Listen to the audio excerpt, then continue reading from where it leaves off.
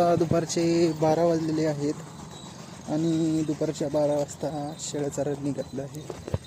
ऊन तर खूपच लागत आहे, पण आज पाऊस नाही.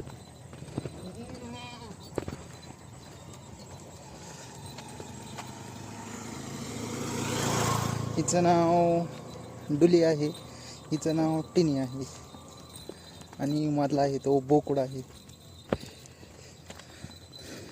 तर चला जाऊया शेळ्या चरायला.